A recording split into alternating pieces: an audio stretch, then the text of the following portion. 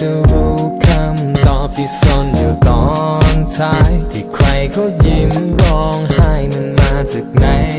กันอาจเป็นเพราะรักนั้นเกินเข้าใจก็เธอน่ารักแต่ไม่กล้าเข้าไปถ้าแค่เอื้อมมือแต่ทำไมมันไกลนะใครว่าเธอทำอะไรกับใจฉันโปรดช่วยสอนให้ฉันบ้างได้ไหมก็ฉันไม่รู้ว่าต้องเรียนกับใครถ้าเรียนกับเธอในหน่วยคิดเท่าไรต้องเรียนสัก5 ตัวในวิชาหัวใจสอนให้ฉันได้รู้ว่าคำว่ารักนั้นคืออะไรสักอาทิตย์ละครั้งก็คิดเป็นคอร์สและคิดเท่าไร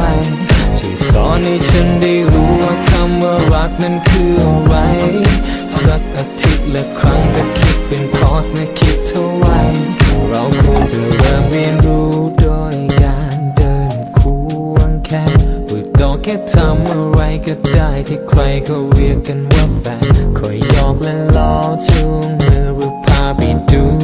หนังคอยบอกว่าฉันตอนเข้านอนหรือเล่านิทานให้ฉันฟังอย่าเพิ่งไปคิดว่านี่คือเอลสลิปใครแต่ใครก็บอกว่าร้ายมันไม่จริงสักนิดยิ่งพูดก็ยิ่งอายทำได้เพียงแค่คิดไม่ต้องรักให้มากมายจะเสลดเป็นทุกคืนฉันเฝ้าฝันว่าต้องมีแฟนอย่างเธอชีวิตฉันคงไม่มีวันเหมือนอย่างเดิมที่เคยขาดหายมีเธอมาช่วยเติมเดินเคียงกันและกันจูงมือและก้าวสอนให้ฉันได้รู้ว่าคำว่ารักนั้นคืออะไร